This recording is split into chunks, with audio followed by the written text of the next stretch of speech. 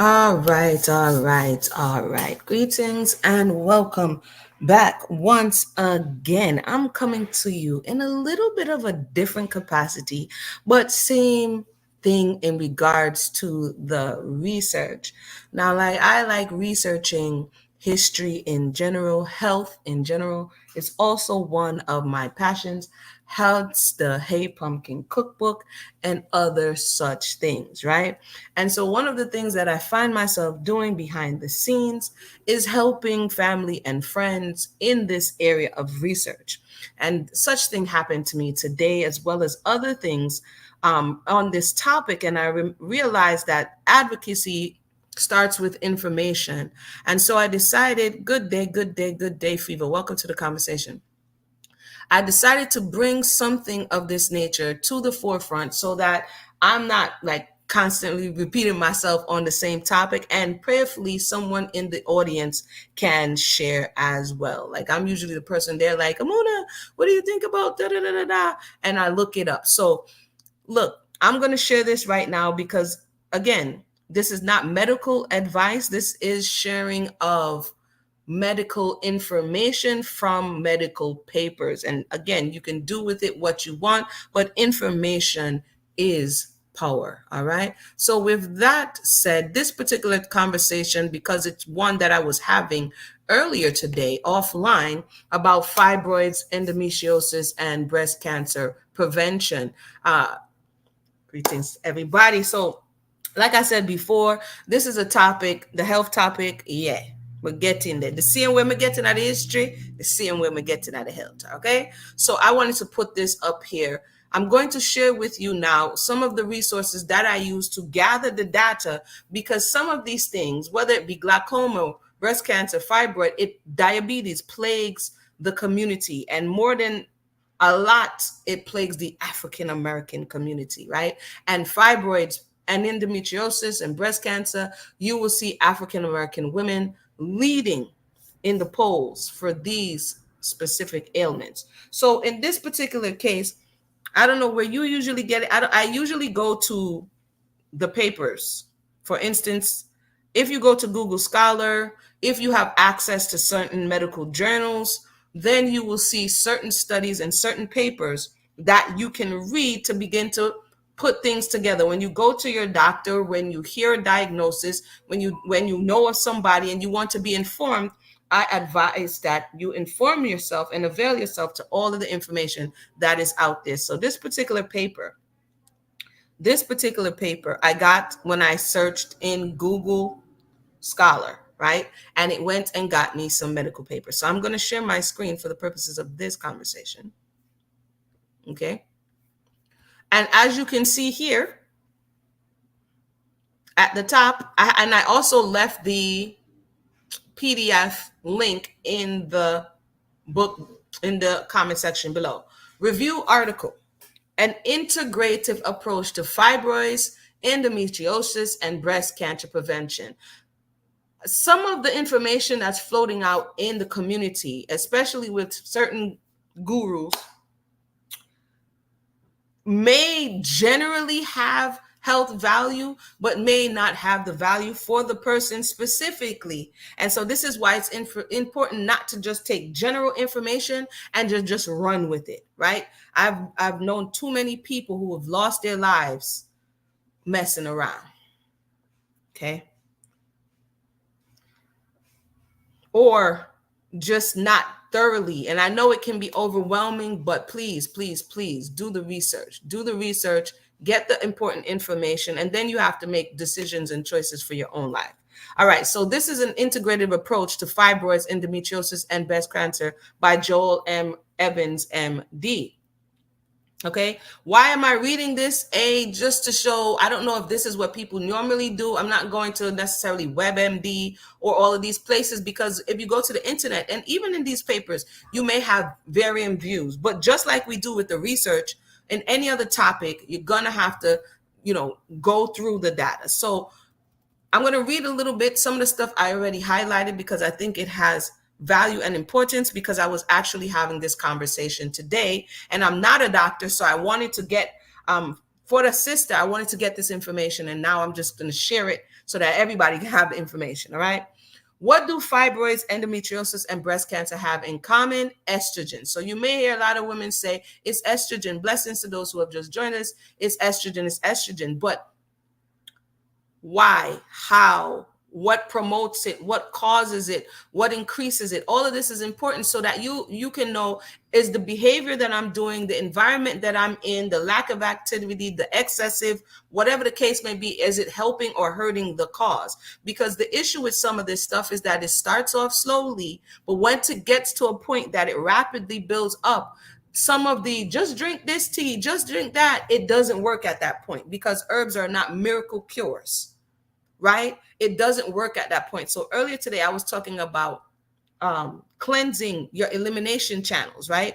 I was talking about the order of cleansing. I was talking about all these things. And for people who are not necessarily interested in the field or whatever, it may be like, wow, Amuna, this is a lot of information. But all of this stuff is important. And way back in the day, I used to walk people through even just the processes of colon cleansing, right? Because that is the first channel that needs to be open to be able to get the toxins and debris out of the body.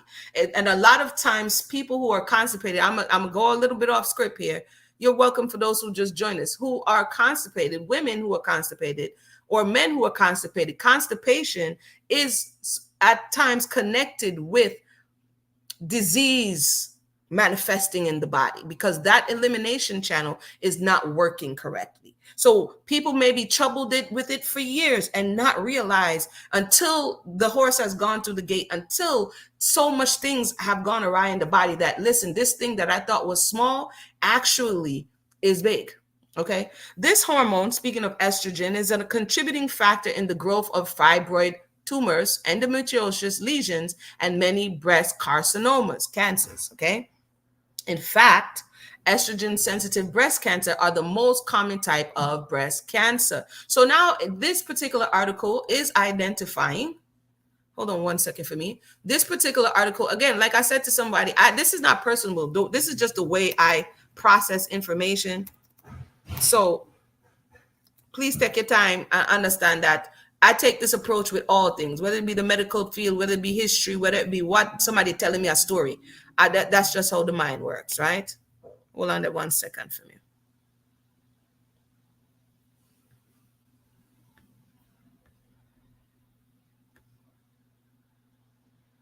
So again, I put the link in the box so that you can follow along. Now, this is not going to be long, but okay, so let's continue. Translated, this means that increase in estrogen production and decrease in estrogen elimination are potentially harmful for the body. So the body is producing excessive amount of this hormone, but it's not being eliminated properly.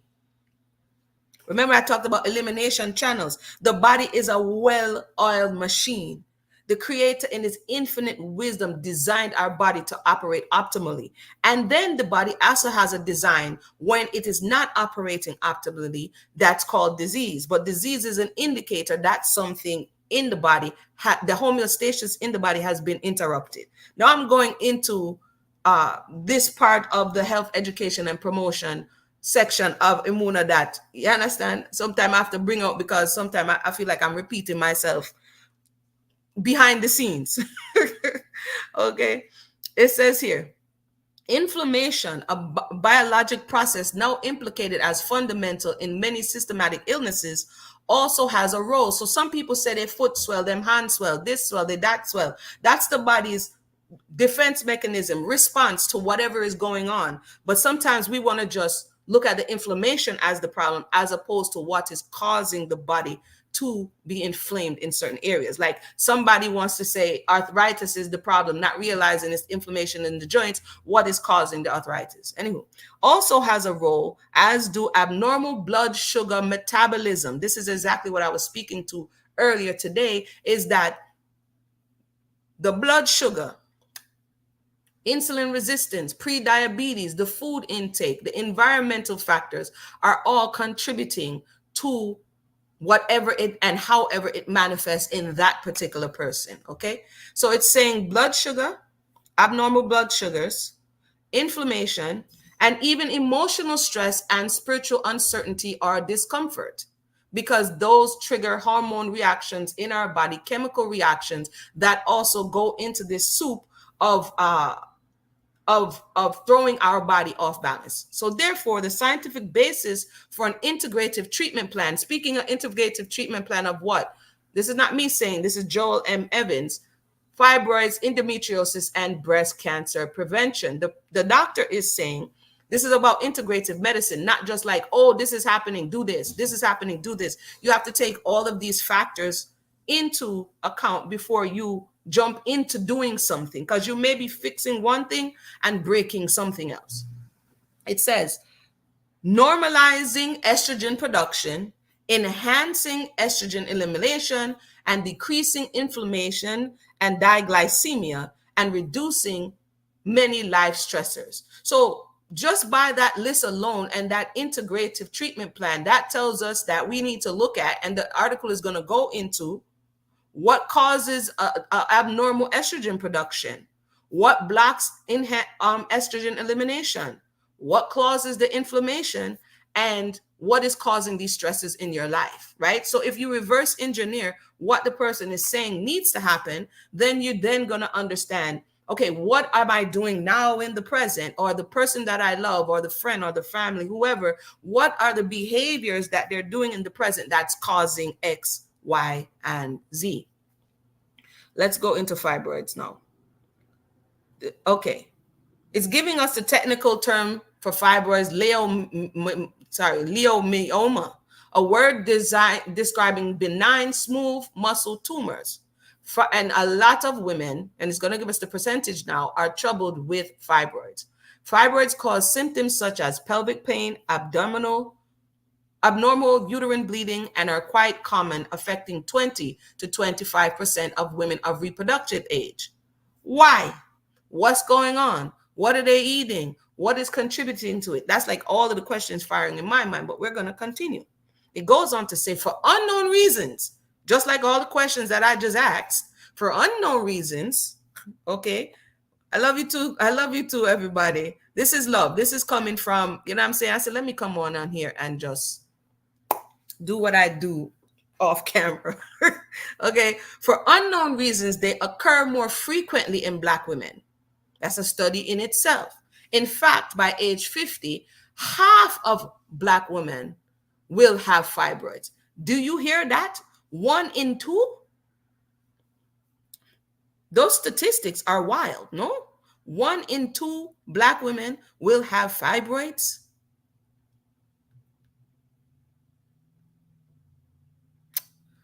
Let's continue. So that means pay attention. It means pay attention. Fibroids arise from the multiplication of single cell and contain extracellular collagen and elastin. Based on this fact, a good treatment for patients is to take pancreatic enzyme formula between meals. When enzymes are taken, this is what the doctor suggests with meals, they digest the protein in the food. When enzymes are taken on an empty stomach, they're absorbed intact in the circulation and have systematic anti-inflammatory and fibrinolytic effects. Thus, pancreatic enzyme are thought to degrade the fibroid protein, collagen, and elastins. I actually had looked at someone cutting open a fibroid. And when you look at if I find back that video, it's kind of gross, but for research, I was looking into it. It's showing what it is made up, and how it develops like in the body. It's really interesting for those who are interested in that type of thing, right? So this person is saying this would help with that.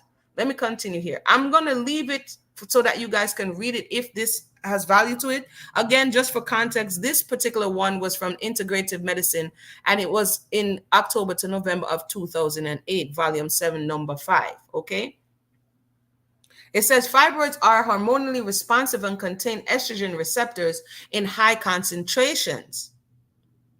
So that's why they say estrogen feeds it, because the receptor in this area is what It's on the fibroids that allows it to feed them and grow. The hormonal sensitivity of fibroid tumor is supported by numerous observations.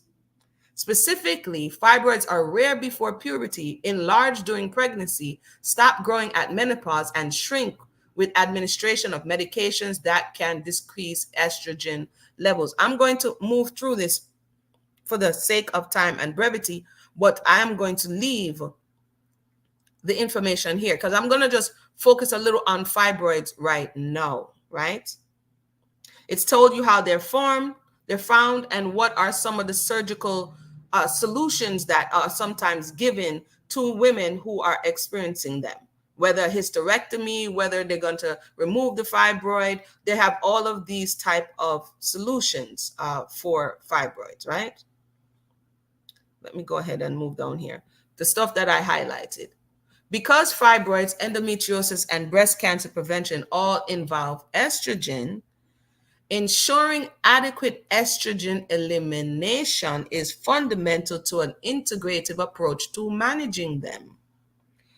Estrogen, so it's like, okay, what is helping to produce it and why, and is it not being eliminated properly? According to the article, estrogen is eliminated through phase 1 and 2 liver detoxification.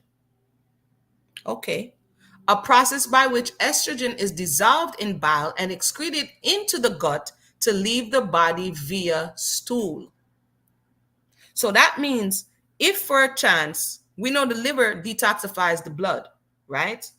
So you have in the detoxification, and correct me if I'm wrong, you have the colon detoxification. But in order for it to get there, you also have the kidney. That means the kidney has to be in working order, and the liver has to be in working order. So they're saying that the liver, which purifies the blood, has to be in working order in order for this estrogen to leave the body. And we know if too much toxins are in the body and all of the elimination channels are blocked up, then it's not going to be free to leave. Welcome to those who have just joined us. Okay. Thus, it shall be clear that impaired detoxification, I was just talking about it, or impaired elimination from the gut should be identified and corrected as part of any strategy to improve estrogen elimination. So then you have people like, all you got to do is this, that, this, that, this, that, and this, that. But if even you're constipated, if even your colon, if even your kidney, if even your liver through too much whatever is not clear to eliminate, then you're going to have a problem, right? Phase 1 and 2 detoxification are both important in estrogen elimination for different reasons. And it goes into the reasons. Again, I'm highlighting, but I'm going to leave the link in the box so that if you're interested and that this has value to you, please, please, please just read it and glean what it is you need to glean and learn what it is you need to learn to make these informed decisions and to be able to advocate for yourself and your loved ones. It goes into phase 2 detoxification of estrogen involves the attachment or conjunction of other compounds to enable the estrogen molecule to be excreted in the bile. The most important conjunction reaction is glucuronidation, whereby a glucuronide molecule is bonded to estrogen to allow its excretion through the bile into the gut as the estrogen this word right here, glucuronide. Impaired glucuronidization occurs most commonly when unhealthy gut flora, and I was speaking about this because Candida albicans, Candida albicans is something that I concentrated on like over 10 years ago when I learned that unhealthy gut flora, because of excessive SAD diet or standard American diet, or a lot of fried foods, a lot of starches, a lot of processed sugars, a lot of all of these things go into the system, and it doesn't allow for the healthy gut flora to flourish. And therefore it kills it off and creates an environment that Candidas overgrows and then affects other parts of the body. So here it's saying that it's unhealthy gut flora secretes an enzyme called beta glucuronidase. You got to say these words slowly. This enzyme cleaves the glucuronide molecule from estrogen and allows the estrogen that was supposed to be eliminated in stool to be reabsorbed systematically via enterohepatic recirculation. Gonna sit with me with that one day. This is important because what you're eating or what we are eating and continue to eat is causing the backup of the estrogen in the system and not allowing it for it to leave the body, hence feeding one of these ailments. Interventions that have been shown to improve, hold on there,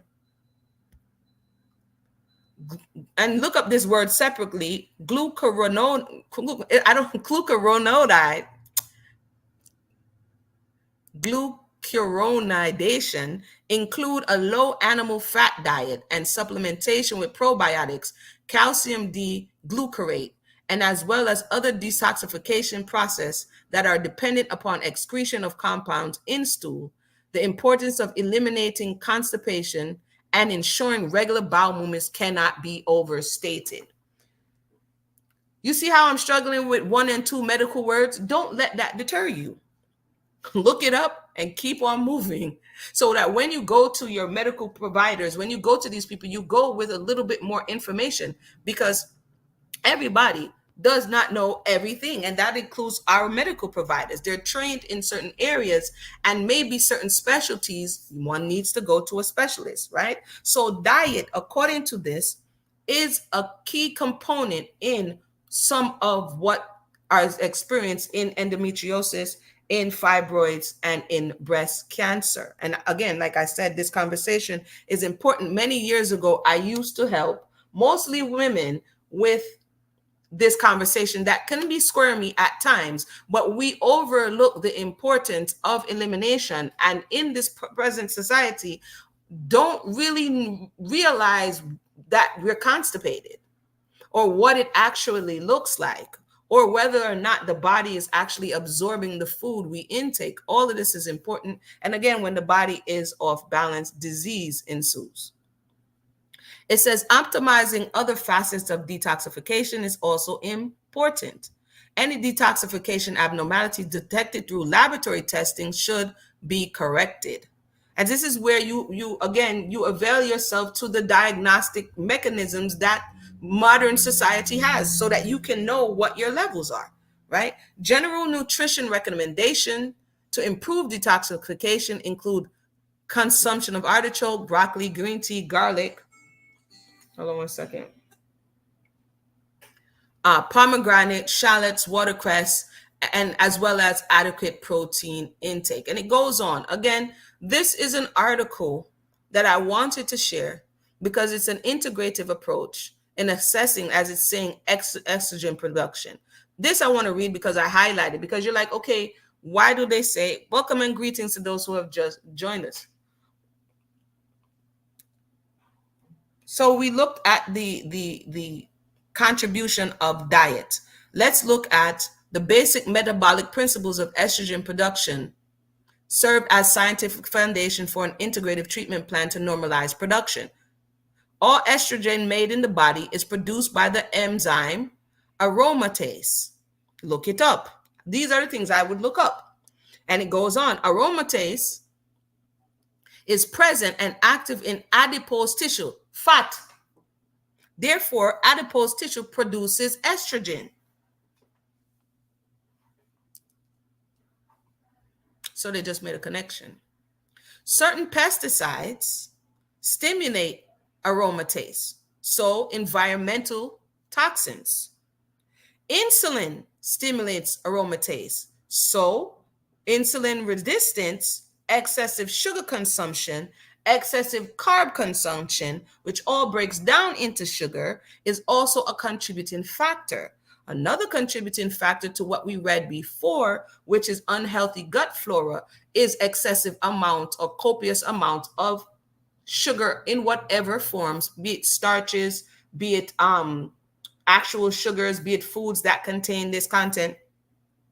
It causes the body to produce excessive amounts of insulin, and then eventually, after a long period of time, it it puts pressure on the pancreas, and then you go from insulin resistance, which is the body warning you, hey, I can't deal with all of this, and then you go into pre-diabetic stage, hey, it's too much, which is also added to the adipose tissue as well, because another thing that fat cells do is it encapsulates toxins, right? So that they're not just floating freely everywhere. And so when you see and you begin to put on a lot of weight, in not all situations, but in some, it's indicating that the body is putting on a protective layer mechanism. Again, for those who just joined us, this is me in a little different capacity, but it's usually the work that I do behind the scenes that I think is important, because what we don't know, we don't know. The article for you to look at, to share with somebody who may need it, is in the box. Please, please, please. I've seen the loss of too many people for lack of certain information, and it's here. We just have to know how to find it, right? And we have to take personal responsibility and advocate for ourselves while we are using the information that's here and the processes that are here. Estrogen is transported throughout the body in an inactive form bound to the carrier protein, sex hormones binding globulin. Look that up. In order for estrogen to bind to its receptor and have an estrogenic effect, it must be free or unbound. Insulin decreases SHBG, leading to more unbound insulin. So what is this telling me? Just by knowing what I know, taking crazy amounts of class in diabetes prevention and all this stuff, it's telling me that the diet is important, because a bad diet can feed and cause these unbound molecules to bind to the receptor. Let me continue. Let me know if I'm going too fast. I will slow down. But once again, I will come to the comment section in a second. This is a little sobering, but as we jump down, this particular section is still integrative approach, right? It's assessing it. Because before you can jump in and fix something, you got to know what's causing it. Imagine the plumber just didn't assess and just go in there and start banging on your pipes, bro. You don't know what's wrong. It says, although all fat cells, adipocytes, contain aromatase, and remember they just talked about it being connected to producing estrogen, we will now discuss the additional qualities of adipocytes that support the growth of fibroids, endometriosis, and breast cancer. So although it's supporting the growth, it's not in a good way. First, he goes into saying the amount of lipid or fat in cytoplasm of the adipocyte. If the adipocyte is too full of fat, yes, a fat cell can be too full of fat, because we are born with a certain amount of fat cells, so it is said, and they either extend or contract. You don't just like lose the fat cell. The fat cell either like expands or shrinks, for lack of a better word. It will produce less of the hormone adiponectin. This leads to decreased insulin sensitivity and higher circulating insulin levels, because adiponectin causes insulin sensitivity. You can read about that, okay? Second, it goes on to say, and it gives us what is happening, and this is about to get real saucy with all of these medical terms. So definitely look at number 2. He also gives us number 3. So this is a lot about our metabolism. It's a lot about what we're eating. It's a lot about the intake. It's a lot about your skin is the largest organ on your body. So what you put on your skin, and there was a study about hair treatment. If I find it again, I will share it, about perms and relaxers and all of this going on your head, the follicles on your head, the pores are open. And so these toxins are going straight into the bloodstream. And then as we just learned about toxins, or maybe you want to explore a little bit about toxins and how it affects the body. So to review, visceral fat increases estrogen. Estrogen causes inflammation. Inflammation increases estrogen. Visceral fat also increases inflammation. and insulin increases total and free estrogen. That was excellent right there. This right here is showing you the chain of command, the way in which one thing affects the other. And it goes back to, not all the time, but in this particular case, there is a link between obesity, which for nationwide, the rates for obesity have been steadily inclining, making a sharp increase over the last 30 years, right? And you can definitely take a look at those statistics. And when you look at SSBs or sugary drinks, that the consumption of sugary drinks, not only in children, but also adults, you can see that the body is being primed for this type of ailment. Because I remember, and I'll take a second. I remember doing a class for young children not too long ago. And it was a cooking competition. So all of the children had the opportunity to make their meal. I gave them the base recipe because they'll be like, Miss Amuna, you know, you don't use a lot of sugar. Miss Amuna, you don't do a lot of this, that, and the third. So I was like, all right, no problem. I'm going to give you guys the base recipe, okay? And then you're going to be judged on, it was kind of like, you know, a Food Network situation. They was having fun. I was teaching them how to make healthy meals. Long story short, there was the dessert round, and they were supposed to make a chocolate pudding from avocado and cocoa powder, X, Y, and Z. And the variable was the sugar content, okay? And I let them put in what they felt was sufficient amount of sugar. And just let me tell you, the majority of students gravitated towards the one that had to be at least 10 times sweeter than it needed to be. But because of the sugary drinks, the Hawaiian punches, I don't know if people still drink Hawaiian punch, the sodas, the this and the that, they were not able to tell how sweet, because their tolerance, their taste buds, it was so accustomed to things being so sweet. When it wasn't sweet, it tasted like it was bitter. And that's kind of an illustration. And then they were mad because it's like, yo, you lost because what was that? There's pre-diabetes right there. I say all that to say it's not just children. It's the adults who are feeding the children. And so this is how diseases can be passed on. It's not necessarily hereditary, although it can be, but a lot of it is cultural. And cultural comes from the food preparation, what we think is normal. What was remember the episode from, there wasn't an episode, it was a movie. It was a House Party.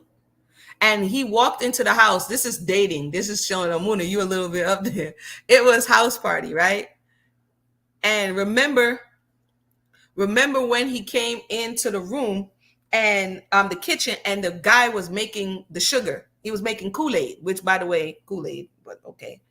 He was making Kool-Aid, and he had to be 2-3 cups of sugar into this Kool-Aid, and it all settled at the bottom. This is how the body becomes prime over time, and introducing and opening the door to certain diseases that we may think, just popped up. But in some cases, they didn't just pop up. So that is there. Let me see here. And it goes into normalizing estrogen production as well, right?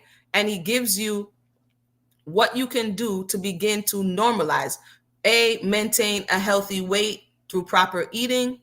Not no crash diet or some fad diets, or only eating 1 grape a day, or only drinking, like that's excessive. Decrease inflammation, and it tells you how to do that. Normalize insulin and glucose dynamics. A lot of people are pre-diabetic. A lot of people are in insulin resistance and don't realize it because you don't know the signs for it. And also increase SHBG. And he told you that what that was through lowering insulin levels and supplementing with flax or EFAs. And then again, you would have to go through this and look at it and cross-reference it and put it in your catalog, print it off. It gives a summary of ways to reduce patient estrogenic influences. Okay. And it goes through that, it reiterates it. And then what I love about these articles, if y'all know me by now, or a little bit, I love the reference section because these type of articles have to have some type of academic integrity. So he didn't do all of this research by himself. And this is why I go to medical journals, because you have to have a reference section. You have to tell me where you got these thoughts from, where this information is coming from. How long ago did you come across this, right? So you will see in the reference section some of this, like for reference number 2, that reference for digestive enzymes that he suggested was from 1975. Has new information come out on that? Is that still the same status quo? This was written over 10 years ago, because it's 2008. It was written over 10 years ago. But so you want to be able to see, where's this reference coming from? Have they deviated from it? Is it something that you need to go back and revisit when you're coming up with a plan that's going to work for you? So the date that it was made is important. The references that it's coming from, if it's important. All of these things are important for the consumer or the patient to be informed enough to advocate for themselves. So I just wanted to come on here real quick and share that. I left the link in the box. Hopefully that was helpful to someone somewhere, and kind of getting a handle on the fact that estrogen, the diet, the environment, the wellness of the individual all contributes to the effects of today. So basically, the increase in fibroids, increase in endometriosis and breast cancer, if estrogen is affected by adipose tissue, right? And we are seeing that obesity is increasing, then we can see that there could possibly be a connection between the change in, from diet to present day. And just in the last 40, 50 years alone, diet has changed tremendously. Okay? When the introduction of TV dinners, there's a show called, not How It's Made, it's called The Foods That Made America. I think that's the name of the show. The Foods That Built America, I think. And it is a show that goes over all of these major brands.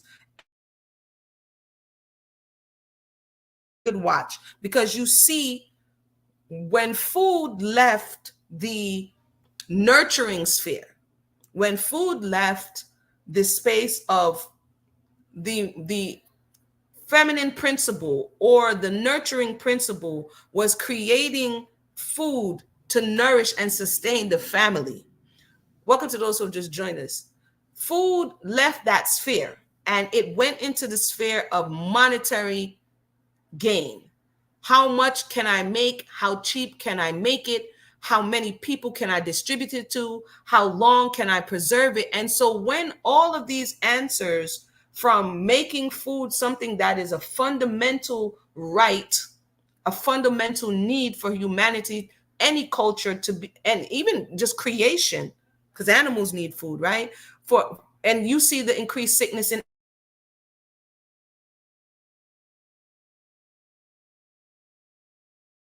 as well. It's a little serious, guys. This is the health side of that I'm very passionate about, as you can see. So I'm gonna put this link right here as well. This is the article I was reading from. So I'm saying that this is also connected with the food. Okay. And so the mothers today, I'm gonna come a little bit and share, because people will be like, I ain't gonna stay home all day and slave over the stove. I'm gonna just stop here. I'm gonna just stop there. I'm gonna just do this. It has a price. It has a price. And the price tag is the health and wellness of the family, the health and wellness of the maternal principle, the health and wellness of the man, the health and wellness of the community, the health and wellness of the nation. And so I know that, industrialization and feminism to a certain degree, in that I don't have the time to do all of that because I'm busy going outside and getting the resources. We see now that if you allow Betty Crocker and all of these other people to make your food, they're going to put whatever they want to put in it. And the truth is, and I might come on here again and share, sometimes we're reading these nutritional labels incorrectly.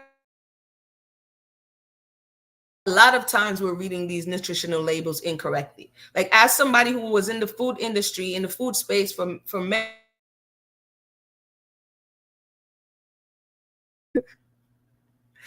because of what we're supposed to be consuming. Basically, we're consuming way more calories than we are supposed to consume on one given product. We're consuming way more sugars or added sugars than we're supposed to.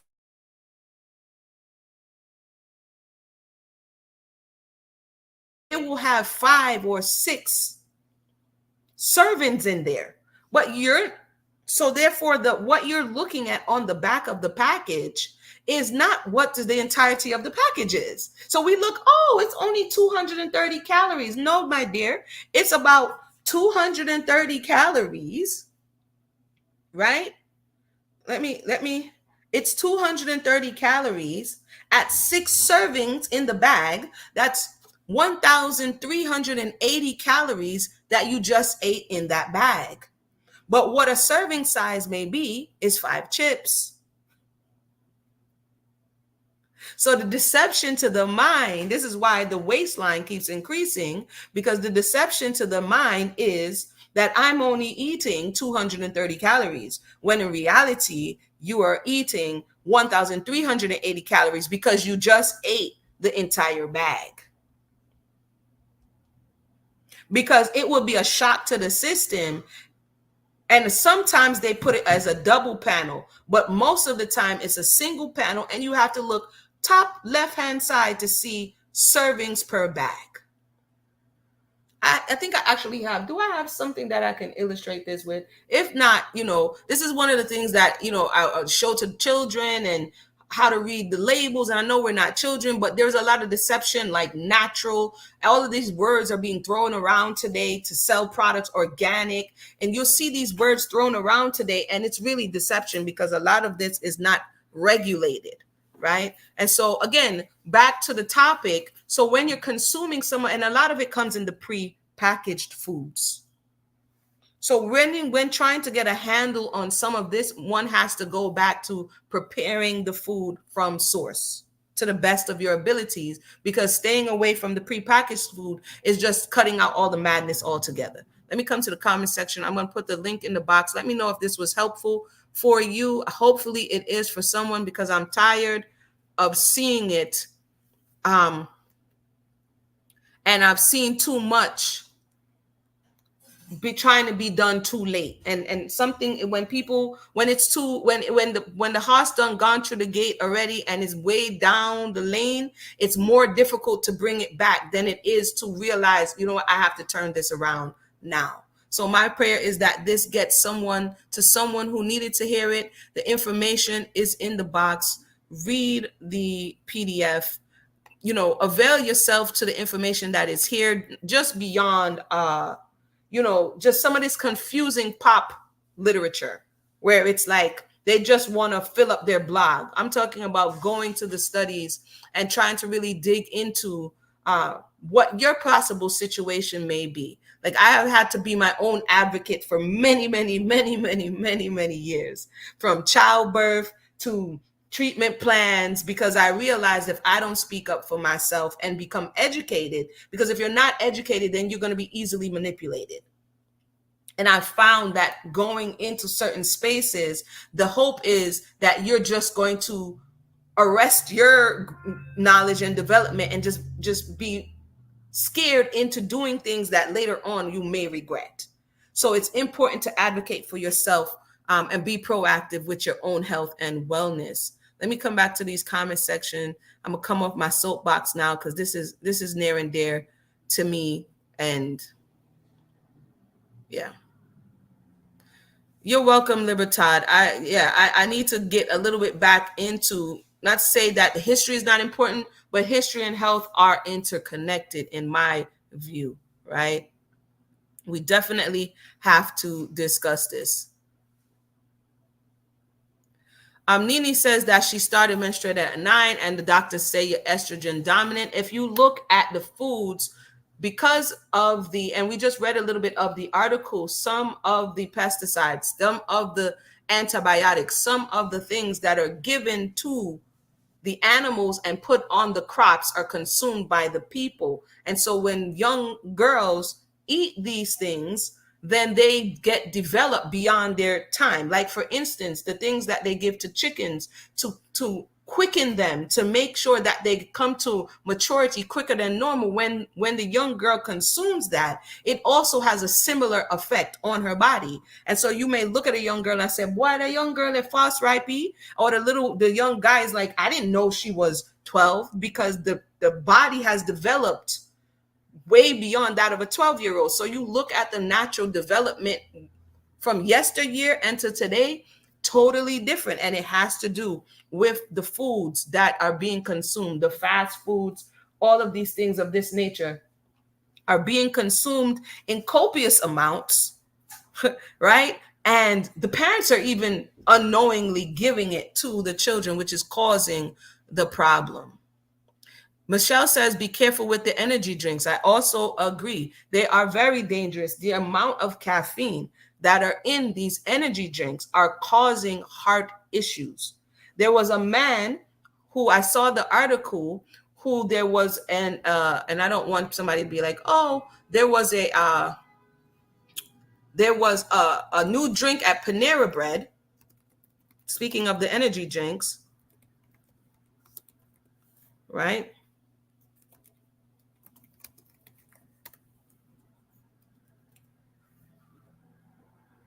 And this is, look, this is 8 days ago, but this is 8 days ago. And it's a good thing you brought this up, because I saw this months ago and now it's back in the news headlines again. So these energy drinks that people are drinking on the job, trying to stay awake for studying. Panera Bread charged lemonade saga shows dark side of energy drinks.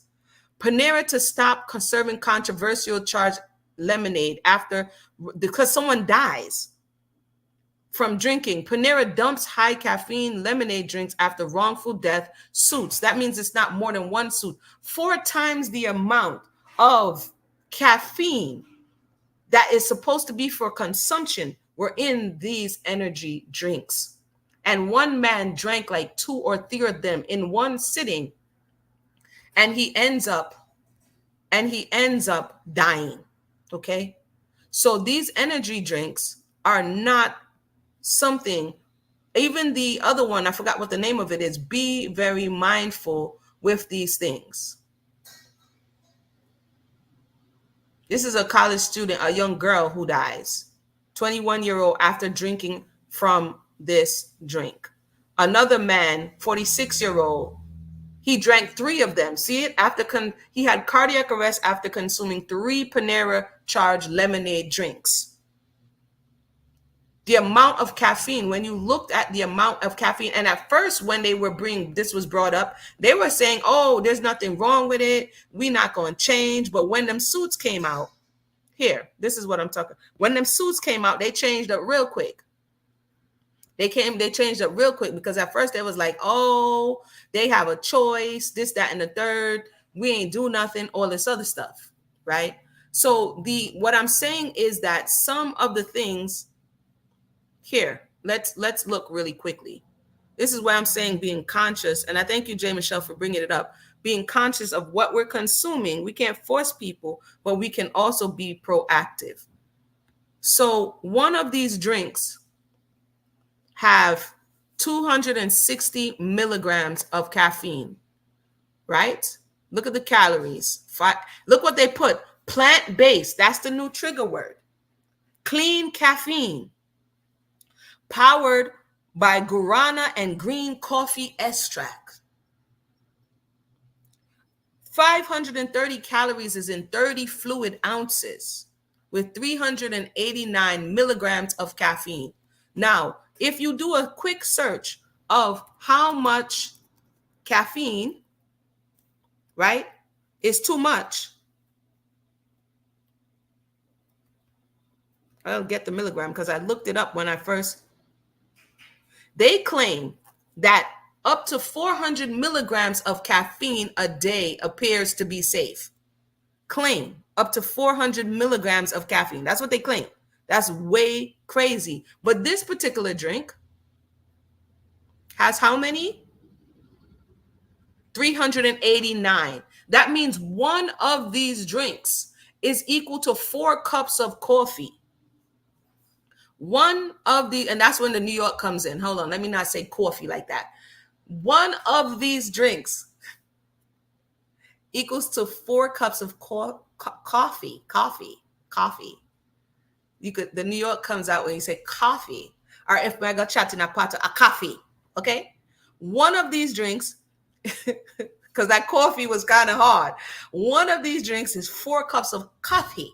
Okay, it's not funny. So if this person drank 3 cups, they exceeded their daily allowance. That's like drinking 4, 8, 12 cup of coffee. The man dead. And when it brought to their attention now, and they come out in lawsuits, all of a sudden, but this thing was selling. This thing is selling. So my point is that the food industry is not necessarily the health industry. They're two different things. So the food industry may be serving you something that is not the best for you. And that was one of the issues that I had because I'm always thinking about how are my actions affecting someone else. It's not just because, oh, it's good.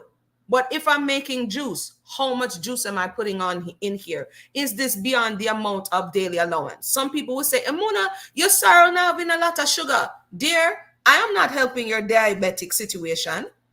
You understand me? I say, also same people, Amuna, the doctor tell me I have diabetes. Now you know why I'm here reading Marcus Garvey, because I'm taking some downtime, okay? Let me continue. Monique says, when it comes to healthy living, I hate it here in the US. Culinary history is interesting. Portion sizes. Portion sizes. Thank you for bringing up portion sizes. And average weight has changed dramatically. The portion sizes. You will go to a restaurant and them a heap on rice and peas, and them a heap on chicken, and them a heap on side portion, and right in your plate about 4 portion of food. You could be eating out 2,000 calories and you don't even realize it. Why?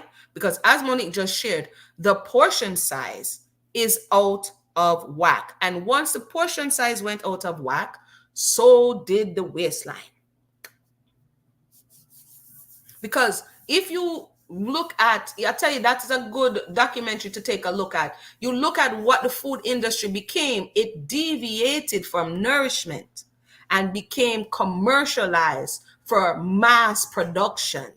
So now granny is not making the bread, uncle is not making the bread, mom is not making the bread from the local bakery. It is machine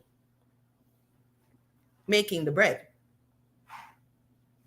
And when you go overseas, you still have, and even here in smaller amounts, you will still have people making food, because that is how it was supposed to be.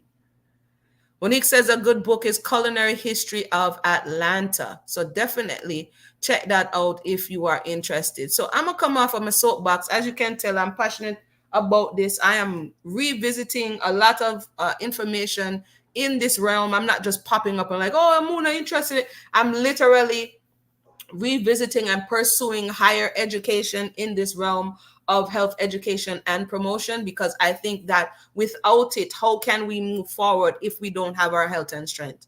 How can we move forward if we don't have our rightness of mind? How can we move forward if we don't have the education of the past and our history? We cannot. So all of these is not one or the other. It's not either or. It's interconnected. All of these have to work in tandem for us to be, for the humanity to be, for society, because it's not only just Black people, although so-called Black people are leading in a lot of these issues. Diabetes type 2, which is a lifestyle disease, leading in diabetes, leading in adverse effects of the diabetes, meaning amputations and blindness and things of that nature related to diabetes. Leading in, again, fibroids, leading in womb ailments, leading in a whole lot of spaces that it's like, wait a minute. If you're this portion of the population, how is it that you're leading in all of these ailments? Some of it is historical, some of it is genetic, some of it is continued behavior, right? So, and then you start to move the goalposts to say now it's acceptable because such and such did it.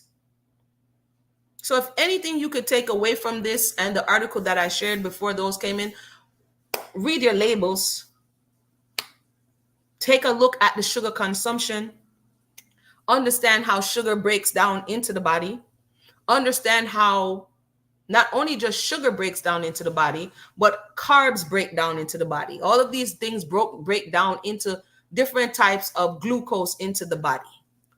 Carbs, potato, high potato, bread, starchy vegetables, a lot of fried foods. Pay attention to a lot of these things, even in the vegan plant-based space, which again, I'm not just talking, I've been in this space and I'm just looking like,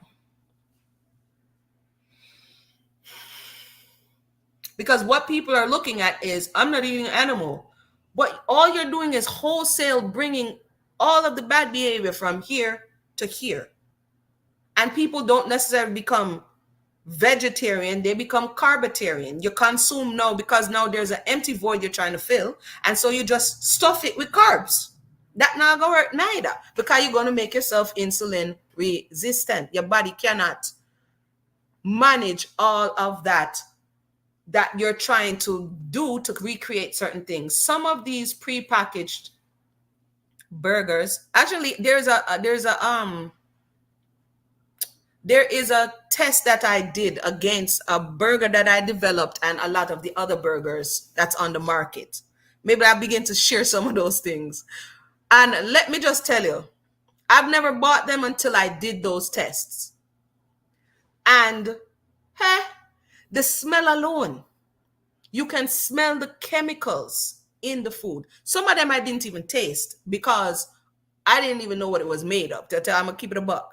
I just saw how it, when it heated up. So when people say to me, I don't like that food, and you ask them, what do you taste? They're tasting a lot of these industrialized, commercialized foods, and they're basing their judgment on whole foods on based on those commercialized foods. So in one way, it's doing a disservice to the people, right? Because it's still not healthy. Okay, I keep saying I'm gonna come off my soapbox. I'm gonna come off my soapbox now. Glorification of being thick, yes, in the community when it's actually obesity is also a factor. That is also true. Jamaicans say you're fluffy, you're not fat, but we just learned about fibroids, endometriosis, and breast cancer, and the connection between estrogen production and adipose tissue, which is the fat cells. And again, if you missed that, you could go to the beginning and you can also read the article that I'm going to share again. So again, these things are all interconnected. Tell a friend to tell a friend, share the love, speak to each other, prayerfully in love, but information, because sometimes people get offended because this is an area where we may feel vulnerable. And you're talking about something that may affect my self-esteem. You're talking about something that may affect my mood. It may affect all these things. But the reality is, if they're not spoken about, these uncomfortable truths, we can't move beyond them, right? So why hide it when the reality is I'm struggling? Weirdly, people just come up to me and tell me their business, but not lie. They just come up to me and be like, you look like somebody me can't tell me business. And I don't mind asking somebody, so you're constipated? Sometimes my family gets a little embarrassed, but I'm like, they would come up to my table and I used to do farmers markets, and they used to just start talking to me. And I'm like, hey, this and this and this, you may need to consider X, Y, and Z. What are you doing? The first thing you do is look at behaviors. What am I doing? When am I doing it? How am I doing it? Why am I doing it? Because sometimes we may be emotionally eating. We want to stay connected to culture. So we may put all of this in there when the reality is it's not needed. Even the Caribbean culture, we eat a lot of dumpling. Trini eat a lot of roti. We eat a lot of rice. We eat a lot of beans. All of that is carb, sugar, glucose. No, the same person. Well, me trouble with sugar, you know. Yeah, I bet. I bet you do. Absolutely. And you're like, but me, I eat healthy. Because we're not realizing how all of that is affecting us. Let me see what's going on here. Nini says, in my experience, the black community, we don't glorify thickness, actually light skin and no, thickness is to a degree glorified. I think it is because if it wasn't, then this whole BBL situation, this whole and the person need a big body and all of these things wouldn't be a thing. People wouldn't be killing themselves on tables to get this look if it wasn't a thing. So I think to a certain degree it is a thing, but it is not necessarily a healthy thing because that whole conversation is people, women thinking that this is the ideal body type to have, and therefore they're getting all of these augmentations to look like and appear as if they're not what they are, and actually taking fat from the waistline and different parts of the body and injecting it into other parts of the body. Like, what are we doing? Because if we learned about fat, and fat contains certain things and it also contains toxins, then what are we doing? So I think more plain English conversations of this nature need to be had so that we can be equipped with the information that we need to make conscious choices and decisions. Because, you know, there's so much going on right now that people just automatically, when something happens, they may go to extremes. And those extremes may actually exasperate the situation if you don't know what you're treating. Like, for instance, I brought it up before, and this came from research many years ago, that cancer, you feed cancer with sugar. So suggesting someone who has some type of cancer to go on strictly fruit diet may not be the wisest thing. But you have people out here suggesting people to go on 30-day fruit diet.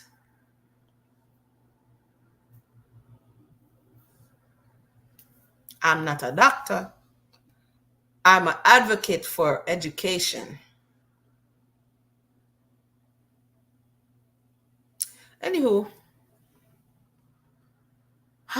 boy. Thank you for your time. I pray that this was helpful once again. I don't see any more questions or comments, so I'm going to go ahead and boogie now.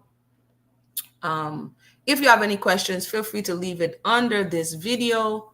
And again, if there's a topic in this realm that I have information on and you have questions, feel free to ask and I will feel free to share, because prevention, this is one thing my granny used to say, prevention better than cure. Prevention better than cure. I just came off of 2 weeks of just resetting the system. You understand? Of stepping away from the carbs, from the bread, and just doing green. Green. It's simple.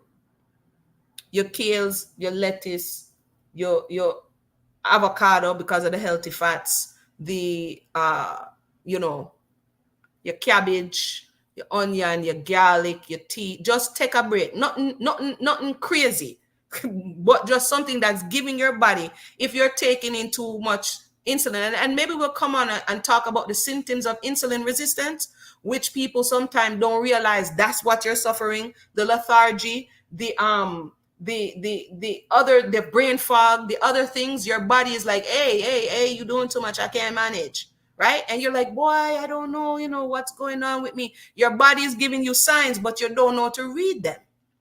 So maybe we'll come on and talk about insulin resistance, because like I said, that is the precursor to pre-diabetes. And once you get into the diabetic range, are you that? You see people walking around with diabetic monitors, having to be linked up to a thing, because no, everything, no, it's every part of your life. No, it's not going away. So prevention is better than cure. Before you get to that, you can definitely turn things around if you become conscious.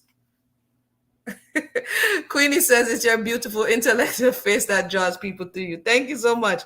I promise you, they just come. And as the creator allows me to give them information, and it's a overwhelming feeling when they come back and they be like, "Hey, that thing you told me, you know." I had people just run up to me in the store, and I'm like, "Yo." They're like, "You don't remember me?" Especially when you feed people and you have good energy, the people remember that. Even if I don't remember, they're like, "You don't remember? You made that such and such. I loved it. And you got my child to eat vegetables." And it's a beautiful thing, right? So, blessings. Lala says, "Love and peace, fam. Sorry I just joined late." She says, "I used to have problems." Yeah, Cersei Bush is a cleansing of the blood, which has to deal with the liver.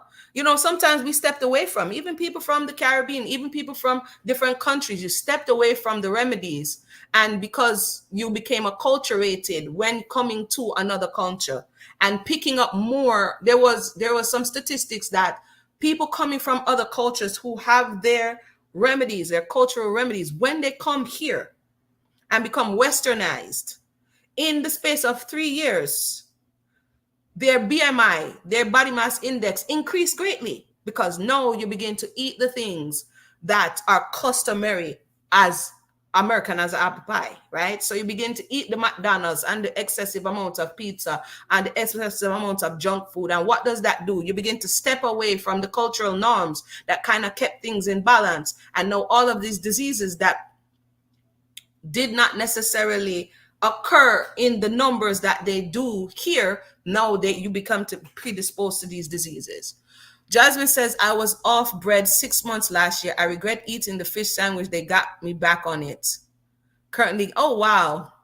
And sometimes when you step away from it, you do feel the difference. I'm not saying people need to be like over the top and never eat carbs. That's not what I'm saying. I'm saying be aware of yourself and your body, and when you're off balance, and know how to get yourself back into where your body can operate optimally. She says it really affects in menopause and pre-menopause. It's just being aware. You missed a lot, pretty mom. I'm gonna wind down. Kuni says not just eating, exercise too. Absolutely. And also the rubbish sugars disguised in the food, even the apparent healthy foods. Yep, it's in there. Again, when I took the class in, why is my mind blanking right now? Nutrition, which, by the way, it is said that many medical doctors are only required a basic class in nutrition. So when you go, you're not necessarily getting nutritional advice, because you need to go to a nutritionist. That's a whole different genre of medical than the primary doctor. They are not oftentimes trained in nutrition. So to even the simple thing of reading the label, like I was saying before, if you don't know what you're looking at, deception is everywhere. Because what you may think is a serving size as a cup, it's really 3 teaspoons. Look at the serving size, not just the sugar, not just the calories, the serving size. Because eating the whole bag, again, you over your calorie intake for the day.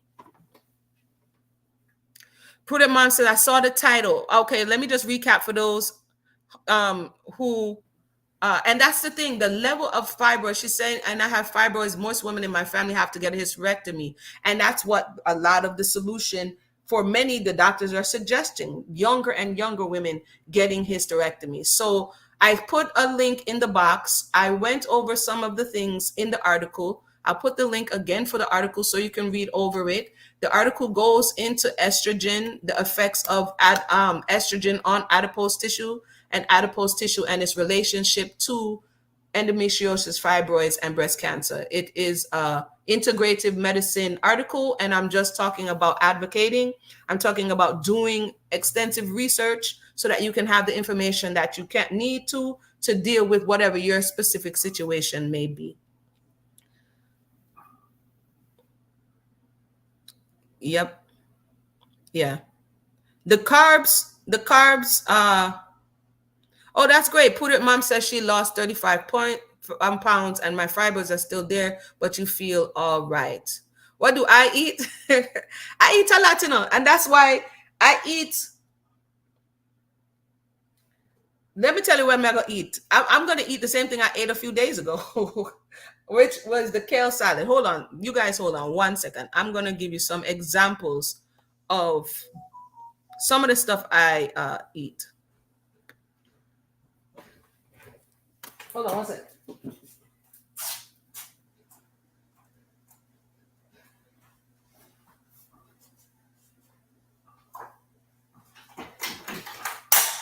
May I drop things all over the place?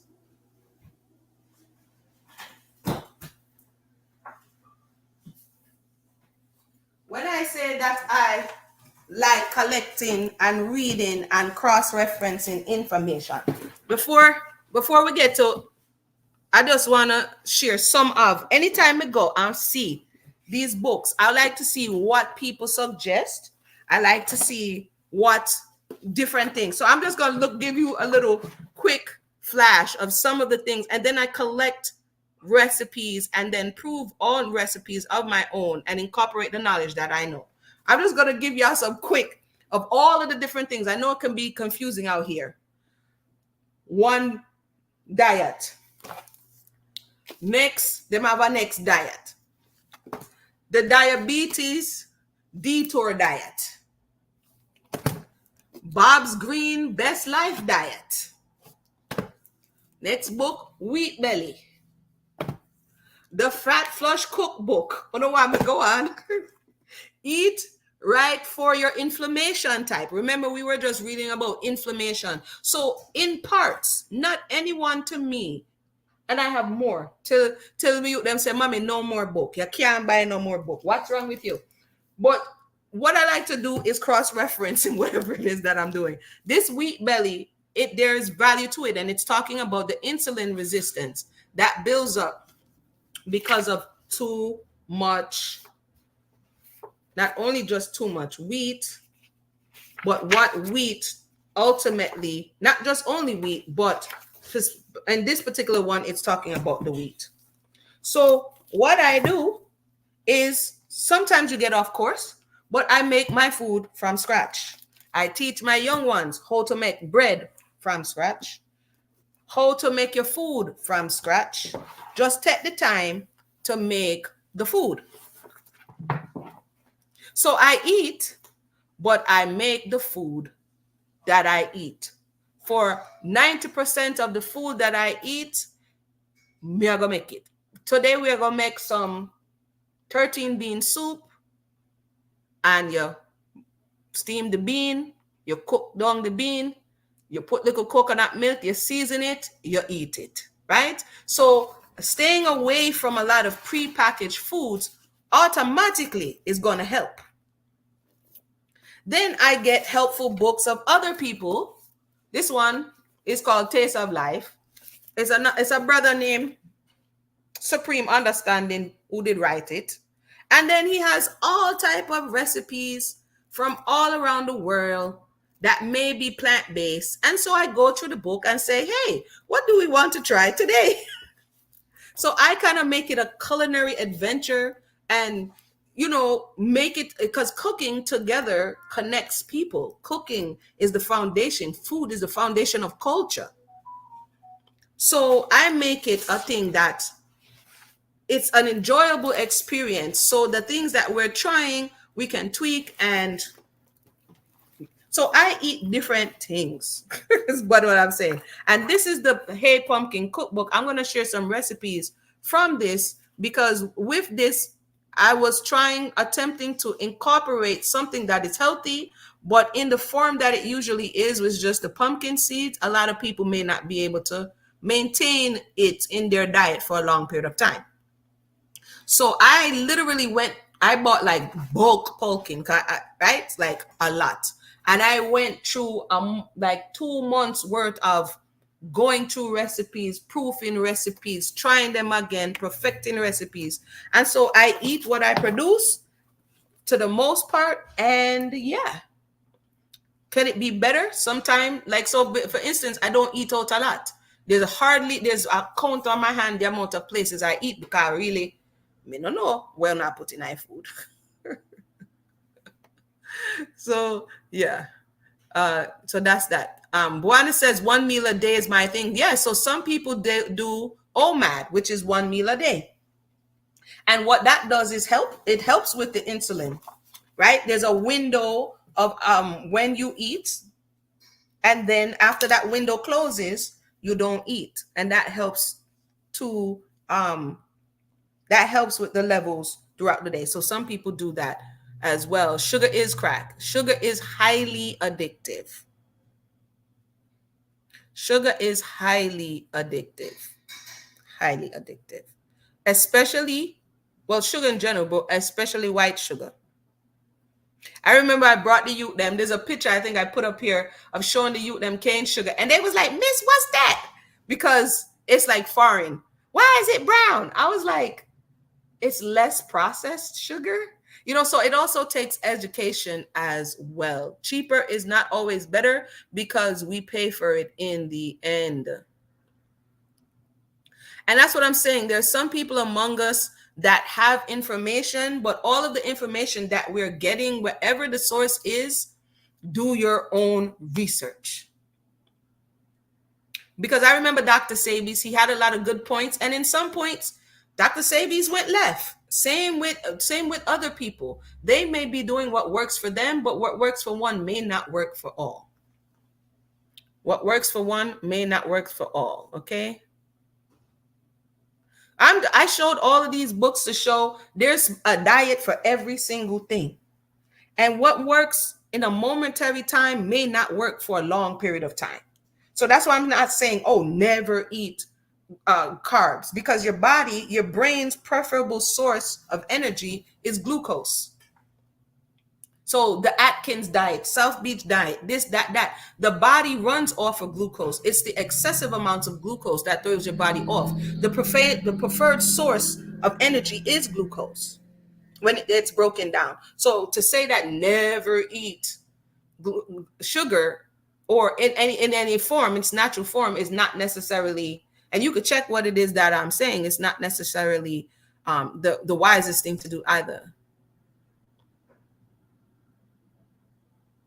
Yeah.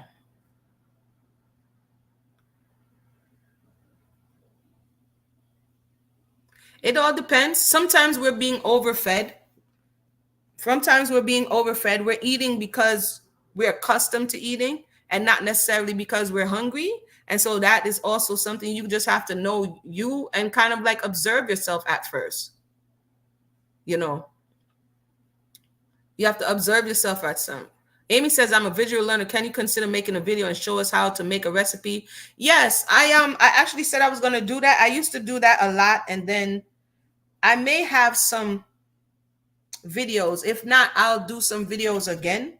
I may have some older videos on TikTok and them with it, but if not, I'll get some videos so that you guys can see like how simple it is really to make some of this stuff. It's really not that hard. Quillen says her son 47 does 2 meals a day and walks. Yeah, walking also helps with your blood. It helps. Walking is a great exercise. Just walking.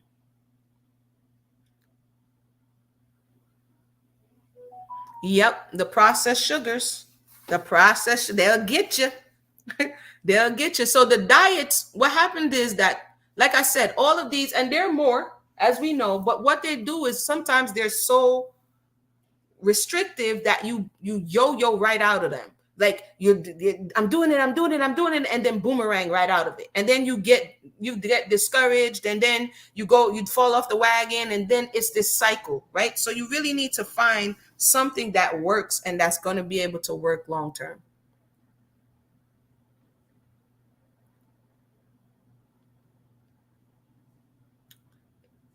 Yeah.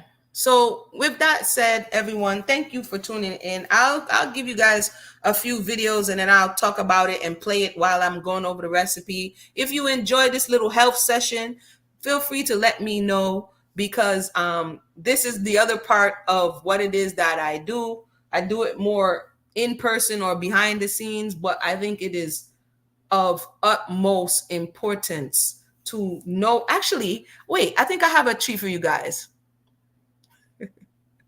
Buana says, it's great to know that you study about food and health the way you do. It is refreshing. Thank you. Thank you. I actually have a video that I made, and I was making jokes because I'm always the person who's making jokes. I made this video like 12 years ago. It was one of the first videos I made on YouTube where I was going through the supermarket and I was reading the labels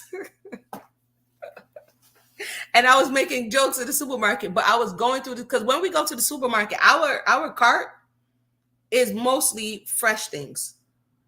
You understand? Or you go to the local community spot that has fresher fruits and vegetables, minimal amount of prepackaged things. You understand what I'm saying? Because just stay out of the freezer section. Stay out. If you turn, and I said this then, if you turn the back and the back of that thing look like a thesis paper, it look like one of them long comment there on YouTube, put it on. Put it on. If you cannot read what they on the label, if it did sound like me, I try read this article earlier with all of the name them where I trip over, just put it down. It is not for human consumption. Because what's all of this? What are all of these names?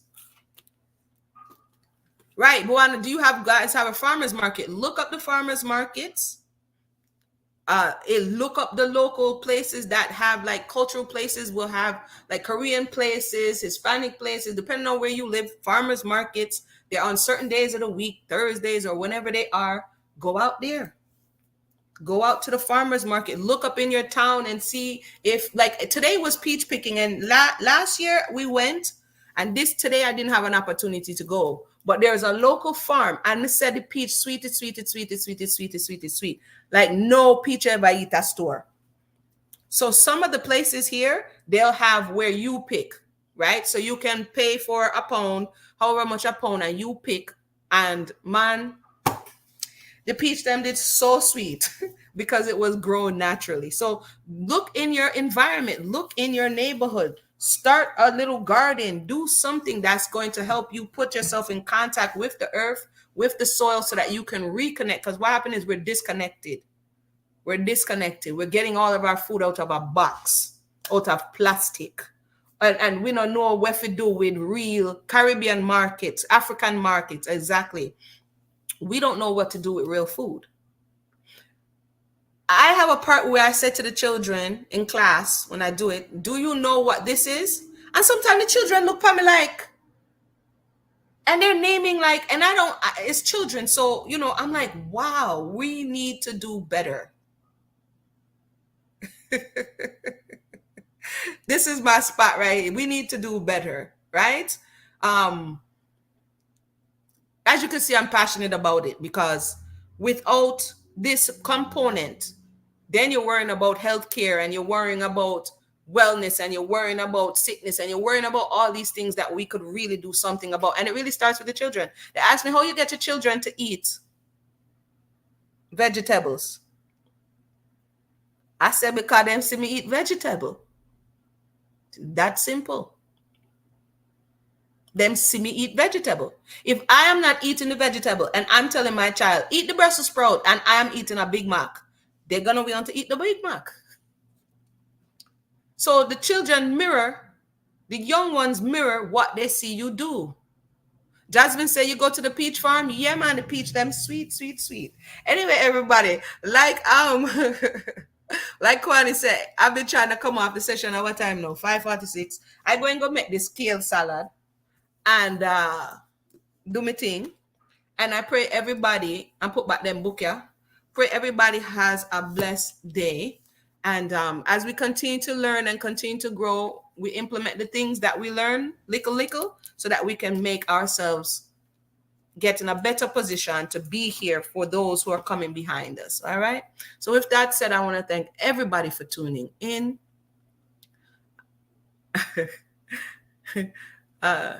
Raw cauliflower and broccoli. Yeah, some people make broccoli salad. Some people make rice cauliflower. You're welcome. You're welcome. You're welcome. Some people make rice cauliflower. Some people make all kind of something. There is so much that you can do. I keep saying I'm leaving. Y'all do know this is my spot right here. This is the spot for me. But you can make, and there are recipes even on here. You can make what seemingly cheese, nacho cheese from carrot, which is a little more starchy, but carrot and potato and jalapeno. Carrot, potato, and jalapeno. If you boil it and blend it out and season it, it comes like the consistency of nacho cheese. And you can take that and pour it over whatever you want. I'm trying to get y'all to something. I'm not going to run that commercial. I'm going to show y'all something real quick. You can take that and I'm going to show you guys how to do that. It's really that simple.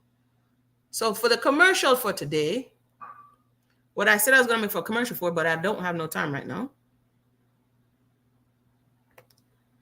Yeah, food are my thing. Food are my thing. Avocado dressing.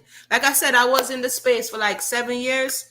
I was having a little burnout. I'm resting. I'm on my downtime. I like to say I'm in my soft girl era, even though I'm on the internet dropping knowledge, but it's a less taxing on the body, you know, cooking and preparing food for people. I do it here and there still, but it's a lot, you see me? But definitely this is another one I'm a thing then where cilantro does get rid of heavy metals.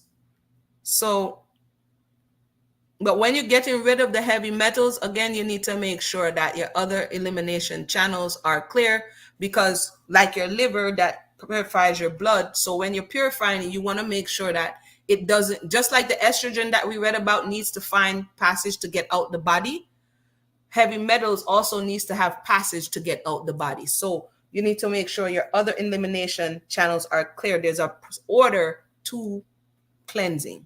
There's an order to cleansing. So today's commercial is another book that I did not have a time to make commercial, what do you call it? A commercial for, which I will. It's a Let's Eat book series. So this one is for young children. I'll be working, y'all. You see the date on that? Last year, 2023. So this is for the young children, addressing parents who have a problem getting children to eat certain food. It's a positive engagement tool for the children to be open to try new things. So we have Let's Eat Avocados, because children be like, no, miss, that is yucky. I don't like that. I don't like that.